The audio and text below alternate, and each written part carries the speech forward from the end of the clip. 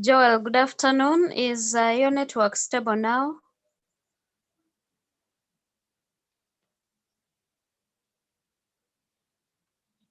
Yes, teacher, it is stable.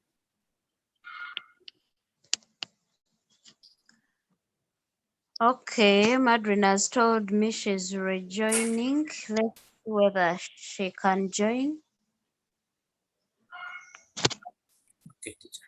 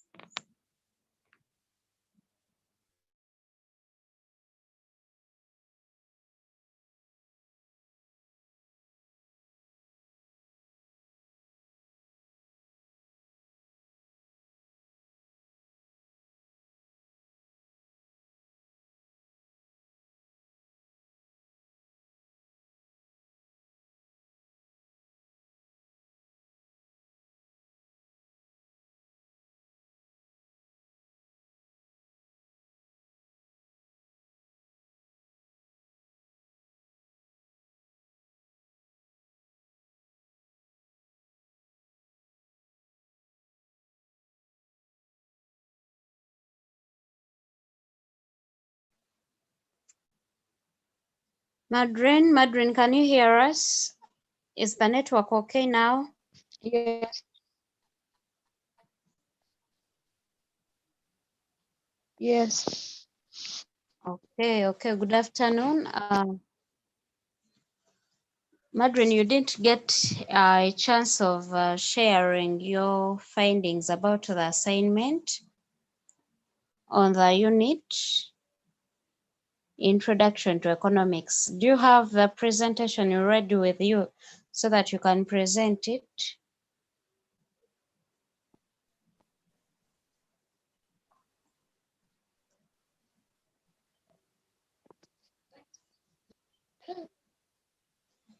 Yes. Please go ahead. You can share the screen and start off.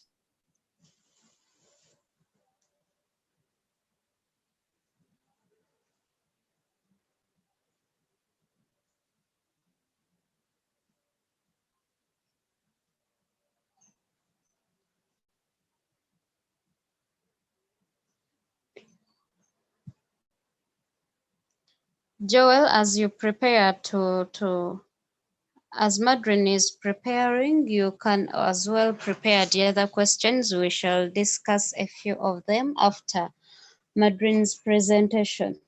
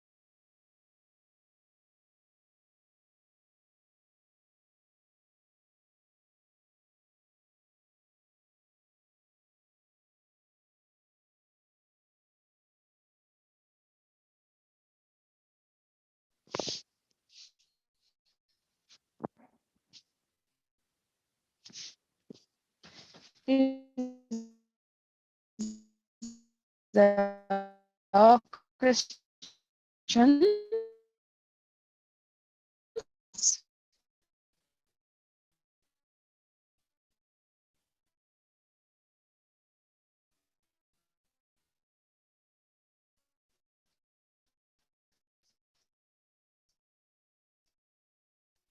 They told us, first of all, to define the term economics and the introduction to economics. Here. Then I defined it as a social science with studies which studies human behavior as a relationship between ends and scarce. Then the second question said,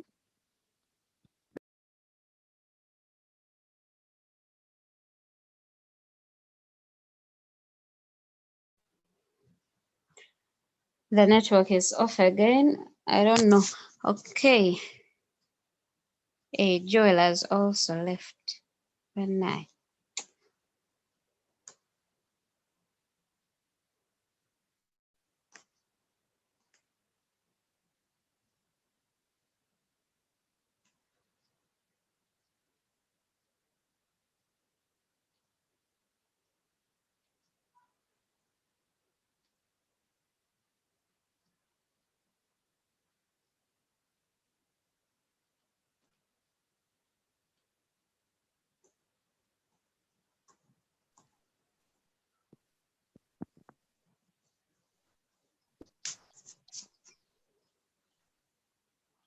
before I went off, I was going to outline the traits of human ones.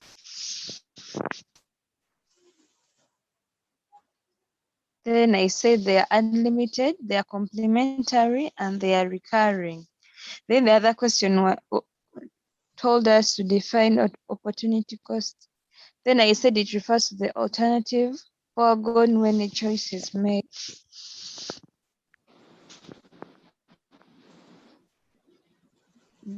Then the other one, they told us what is the use of opportunity cost in economics. Then I said it is used by consumers in making consumption decisions because the consumer usually consumes goods that are lowly priced in relation to those which are highly priced in order to minimize his satisfaction. Then I also say it is used by producers to make production decisions like what to do, whose opportunity cost is the lowest in order to minimize the profits. Then I also went on and said it is also used as a basis while planning by the government, especially in aspect of resource allocation.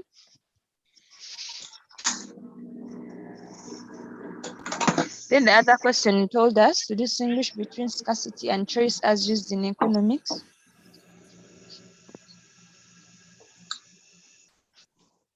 Then I said scarcity is the limit in supply or less than what is required, while choice is just the making of decisions, is just making of the best decision out of the available alternatives.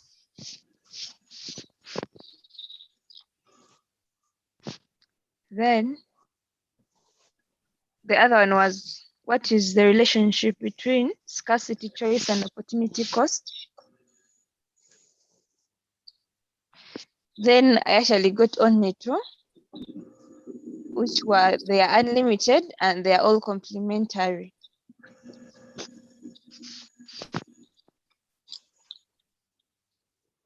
Then this other one asked us what is the transformation? How? Madam, moment. Yes, please. Can you reread that question that you've just finished? What is the relationship between scarcity, choice, and opportunity cost? Okay, relationship between the three, right? Yes. Okay, can you read for us what you have? I said they are all unlimited and they are all complementary. Okay.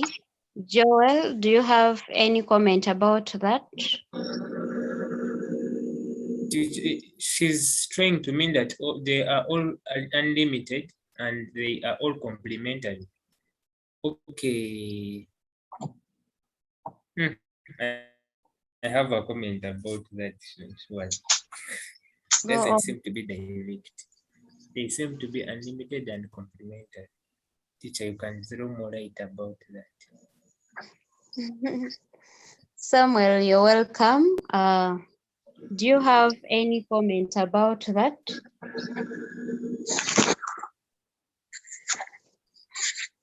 Not really, but I think it's all right.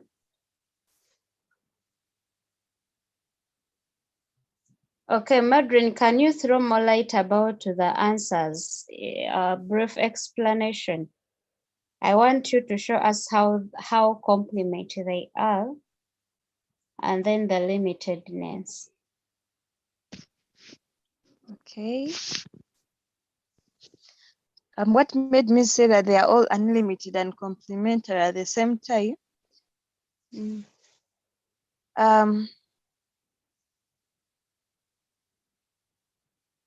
Scarcity. Scarcity is the limit in supply, and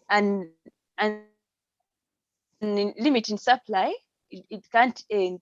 Like the needs, the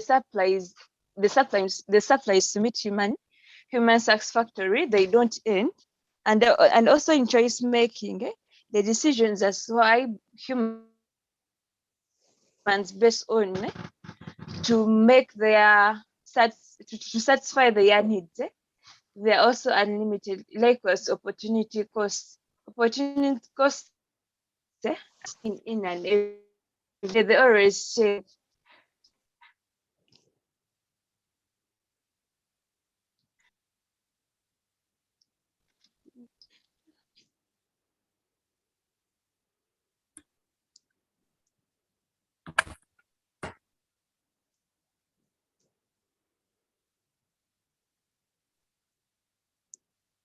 Yeah, please help me throw more light about that. Okay, but I think you have the clue. What I wanted, I've actually gotten it. Now, when we talk of complement and unlimited and scarcity and then choice and then opportunity cost, they complement in the way that it is due to the scarcity, the scarce resources that we need to actually make a choice. And then after making a choice, what we leave out is the opportunity cost. So that's how they complement each other. And then the unlimitedness, they are all unlimited, just like you said.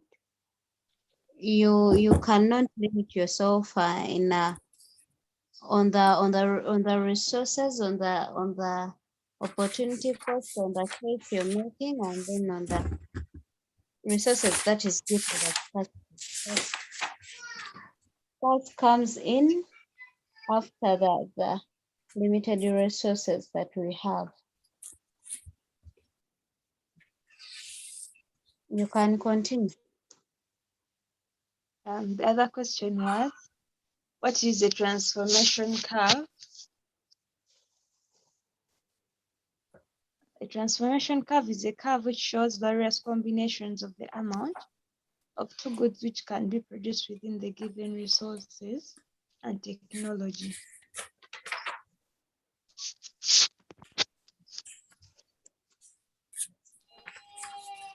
Then the other question was, mention any two factors that may cause a transformation curve to shift outwards.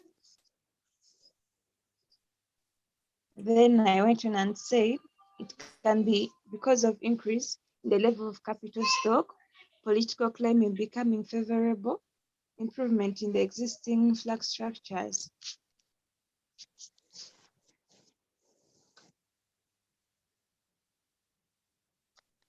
Then the other question was, under what circumstance may the opportunity cost principle be applied in economics?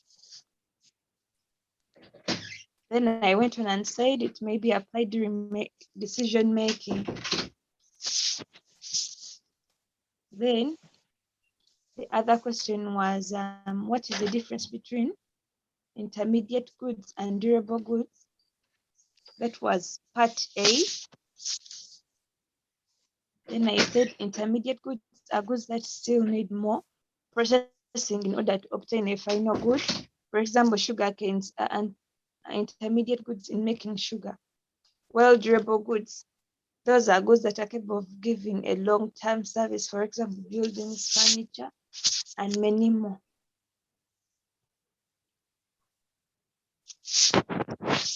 Then part B said, as a result of existence of a number of types of goods, list the characteristics of each of the following type of good below.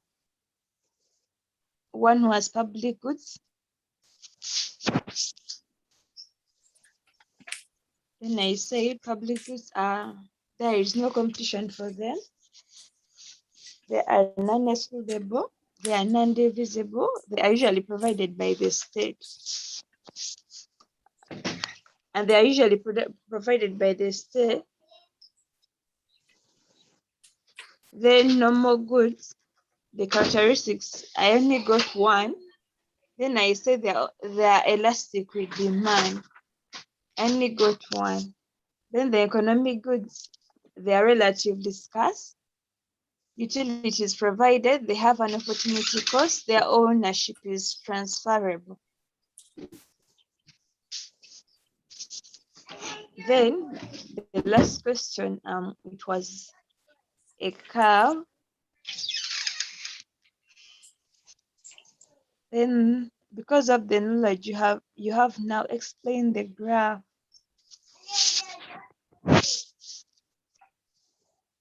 According to me, I explained it this way, that the increase in the sufficient of workers makes the graph to shift the way that if workers are diligently doing what they are supposed to do, they work more and they work more compared to what they work when they are non-diligent, and which makes the supplies go up and raise beyond the curve, hence going outwards.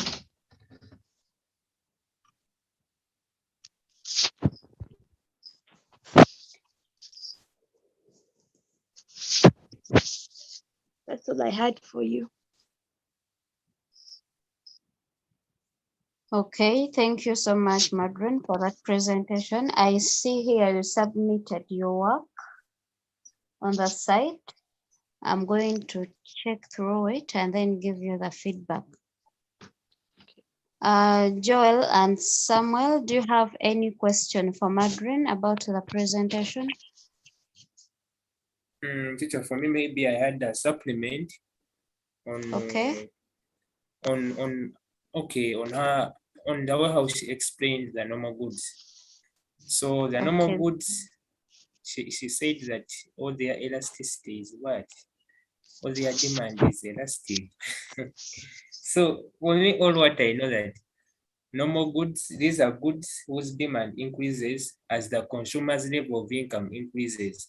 So that makes the consumer that it makes it to have a positive elasticity of demand, such that we have like examples of normal goods. We have beer, we have meat, we have cars, and mobile phones. So that is when the consumer's income increases, it gives him a priority to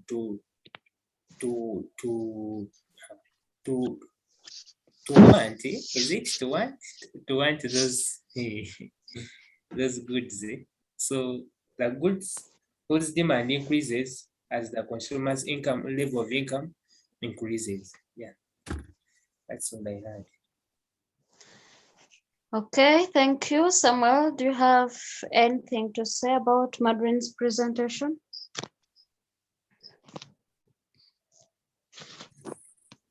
I think she had a good presentation. I think I can concur with her. What my brother is trying to say about the normal good is saying is elasticity is elastic means they are on demand, whereby normal goods they experience the increase in demand due to the rise of the consumer's income. Another thing about the normal goods, they have positive correlation between income and demand, whereby she also gave the example whereby also we have like normal goods. For example, we can say clothing, we can say household appliances. Those are just normal goods. They are elastic, demanded by everyone, of course, within the the corridors of the community. I think it has nothing. I was looking at the demand part of it, whereby the demand. So I don't remember the statement, but there was something that was missing. Maybe if I wasn't, if I'm sure, probably I'll have to look through that again. But she's okay. I love her presentation. It was nice. Okay, thank you. All right, so about the normal goods, yeah, the demand is elastic and these goods are used by everyone. The difference is in the demand. If you have gotten an increase in the income, the increase in demand will also occur. And if your income decreases, the demand will also do the same. Okay, Samuel, did you have you attempted any of the assignments on the site? Those assignments that are touched Yes, just after. I tried to attempt most of the part, but I have to finalize and I submit today. Okay, fine. Yeah. All right. Okay, we can look at a few questions. Joel sent us in some questions. He's going to share the screen where he needed guidance. We look at the question approach and the interpretation. Joel, can you share the screen? We'll look at some of those questions before we end.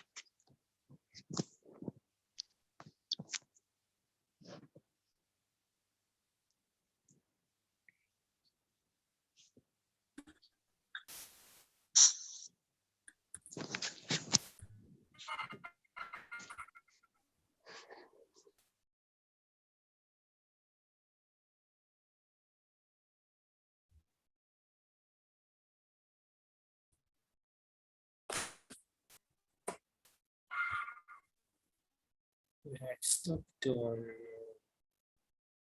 still page 1.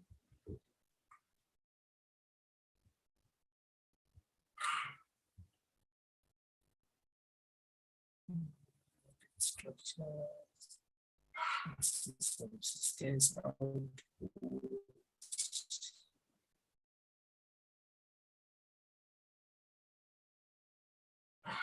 Production. Page 1. This is page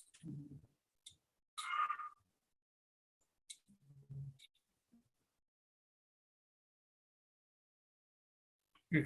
We had stopped on number 11. We are going to tackle number 12. I know we are going to tackle number 11. What is a mixed economy? That is where I had stopped.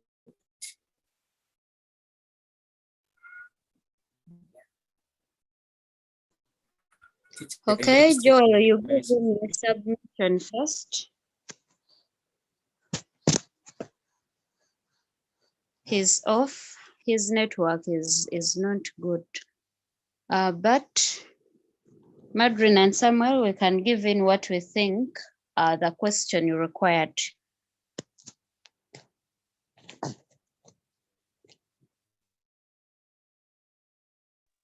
So he wants us to discuss some points that he has provided. We are discussing the questions he had shared, and the question was, I think, what is a mixed economy? So we'll be answering that as he joins again.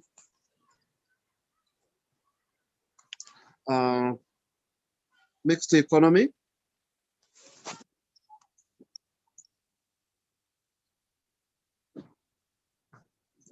Hello?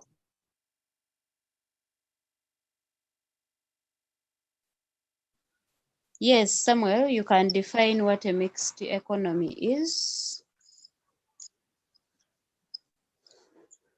Okay. Mixed economy. Mixed economy is an economy organized with the same free market elements and some socialistic elements, which lies on continuum somewhere between pure capitalism and pure socialism. Mixed economy also depends on selected industries which are deemed essential and produce public goods. Is that right? Okay, thank you. Joy, Yeah. what do you have to say about mixed economy?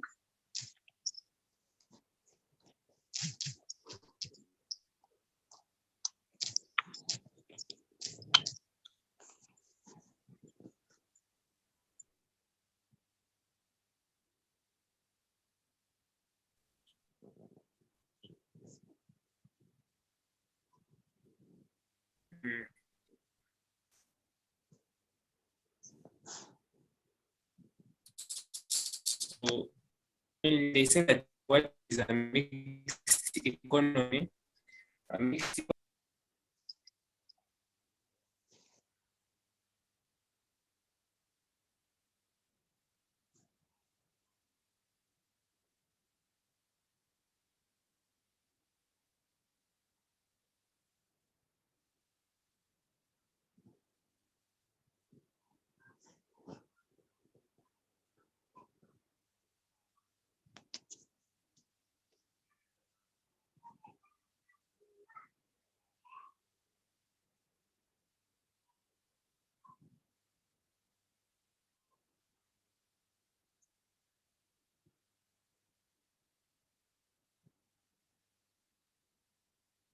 Madrin, do you have anything to say about a mixed economy? What is a mixed economy?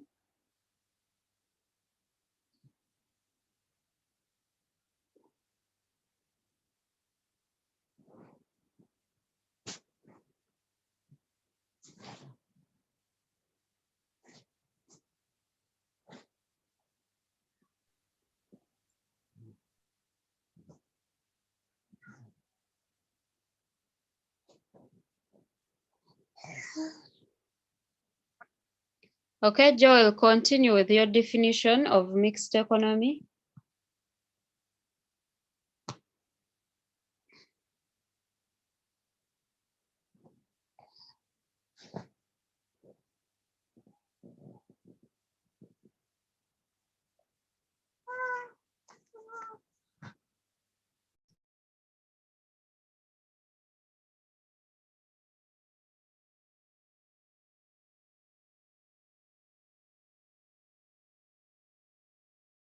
interpret that what are the characteristics of a mixed economy. So first of all, we see that a mixed economy resources are owned by both the state. The first feature that you see that Uganda is a mixed economy. Next, some businesses are owned jointly, partly by the state and by the private and privately owned by the private sector. Those are private investors. Excuse me, Joel. Yes. I think you were breaking at first and we didn't get you from the beginning. Can you start off from mixed economy itself? Okay. Okay. When they say that what is a mixed economy, they say that a mixed economy is an economy where resources are owned and controlled by both the state and the private sector. So when yes,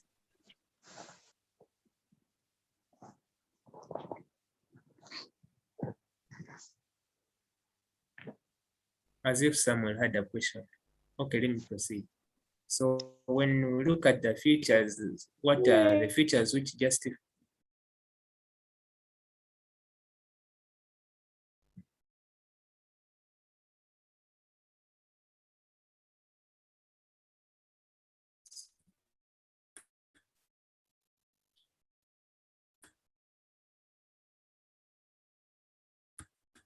the features which justify Uganda as a mixed economy. So meaning that the characteristics which show that Uganda is a mixed economy. Okay, it acts as a mixed economy. Number one, we see that all resources can be owned both privately and can be also owned by the state. That is the first feature that we are going to talk about. Then next, we were asked what are the features Uganda. Okay, next we see major decision making.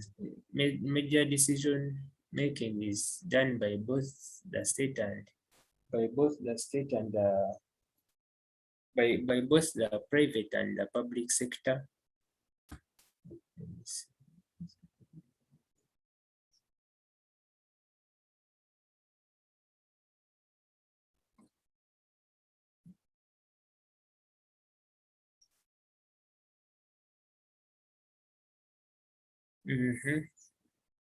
Then next, prices are determined by both market forces of demand and supply.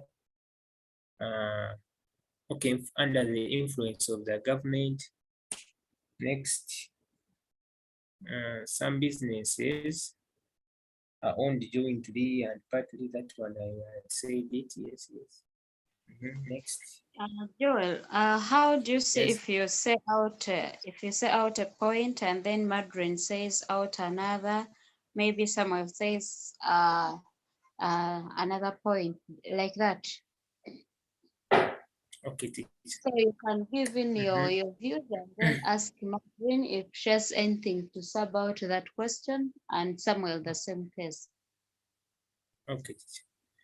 Okay, for for me, I had put out the first feature that ownership of resources is by both the state and the private sector. That is by both the government and the about that or some anything you can. Let us raise up the features which justify Uganda as a mixed economy.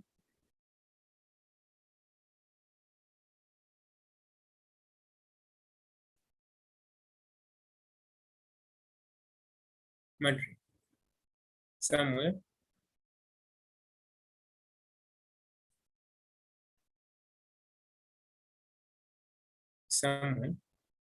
Somewhere on Madrid you can comment.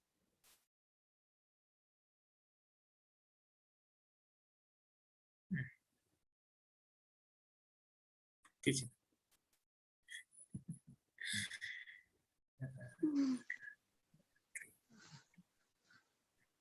Samuel and Madrin, can you hear us?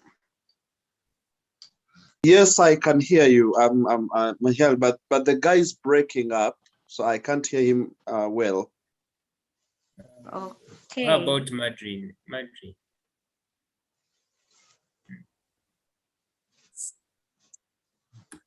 So, Samuel, we have said that a mixed economy, from the word mixed, it has gotten a basic of capitalism and then socialism. So now we are looking at the features of a mixed economy. Let us say Uganda. Uganda is a mixed economy. Now we look at the features of features that qualify Uganda to be a mixed economy.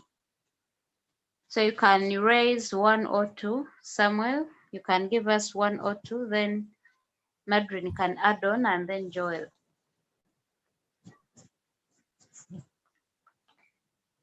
About the mixed economy, I had explained before. He was explaining it well as well, but which consists both capitalism and socialism. Okay. As I said, it's of the government basis, and also it protects private property. Mixed economy provides private property and allows the level of economic freedom in the use of capital.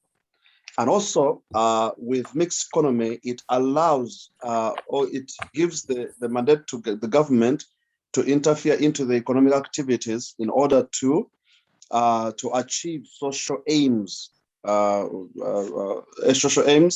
according to the new. Okay, I'm not going to go to this one, but according to the neoclassical theory, whereby if I say neoclassical theory, I mean elements of neoclassical theory. Individuals or the classical theory ignores the differences among the individuals or the worker groups or organization. So meaning that an individual in a group of social wants are determined by the government and then socially distributed into the community, whereby, for example, a desire to belong, where does it come from? It can be either be accepted and stand well in the worker group. Now, also number 3, it also helps in the participative management. When I go back to his explanation, also mixed economies are less efficient than pure free markets, but proponents of government interventions argue that the best conditions required for efficiency in free markets, such as equal information and rational market participation, and cannot be achieved in the practical application. Mixed economy is an economy organized by some free market elements and some socialistic elements, which lies on a continuum somewhere between pure capitalism and pure socialism. Mixed economies typically maintains private ownership and control of most of the means of production, but often under government regulation, driven by the government, controlled by the government, and maintained by the government. And then also mixed economy socialize select industries that are deemed essential or that produce public goods. This is also partly also known historical and modern economies are maintainable here. Now also in the mixed economy, this helped some economies have a regularity in the effect of other mixed economies. I think that's what I can explain for now. Also, can I proceed a little bit on this? Is it okay? It's okay. It's okay. Okay. How do we understand the economic systems or mixed economic system? They say, according to the Daily Writers, they said most modern economy features synthesize of 2 or more economic systems, with economies falling at some point along the continuum. What do I mean by the word continuum? Continuum, in the dictionary, continuum is 1 hour of police. Sorry, it's a continuum. So let me give the meaning of continuum within the perspective of the dictionary. Hold on a second. Okay, the word continuum means continuous sequencing. Okay, when someone says continuum, a continuous sequence in which adjacent elements are not perceptibly different from each other, but extremes are quite distinct. I think I'm clear with that. And then the public sector works alongside the private sector, but may compete for some limited resources. Also, mixed economies, economic system do not block the private sector from profit seeking, but do regulate business and may nationalize industries that provide a public good.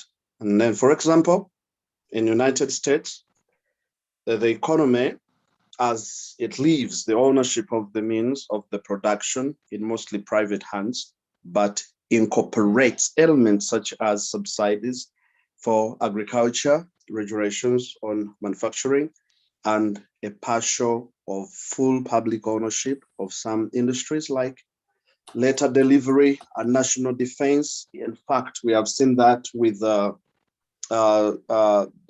interface with Afghanistan. We have seen that with irregularities with Iraq. We've seen all that, how it has affected obviously the economy through the mixture of it all. And then also with the continent part of the economy, they are both pure socialism and pure free market. They present also theory constraints. That's all I can say about that for now. Yeah.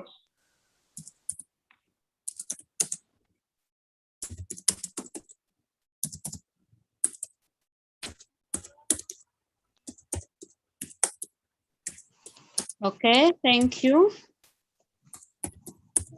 Nadrine, do you have anything to say about the features that qualify Uganda to be a mixed economy?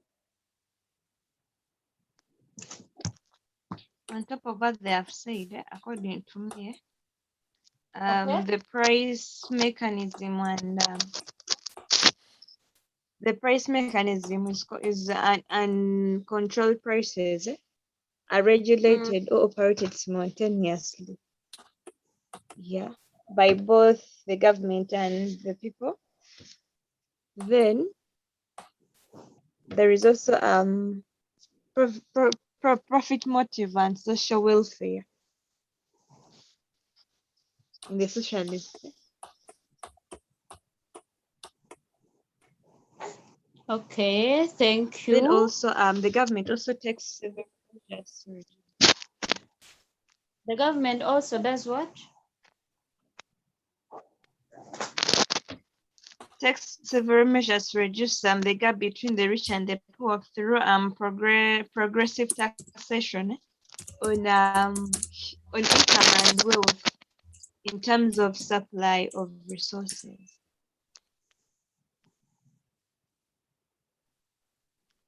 Okay, thank you for that input. I think we can stop here. I told you people to come up with sometime when we can discuss these questions. Apart from the 2 engagements, we always have a week, so you can go on and then suggest sometime when we can have this.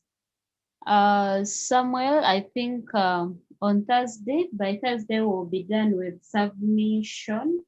We shall look at your presentation, basically on the first aspect in that engagement. I hope Yeah, that one. exactly. Yes, yeah, you will have it. Okay, otherwise, thank you for attending. A good afternoon. Likewise, a good afternoon. It was a beautiful thing today.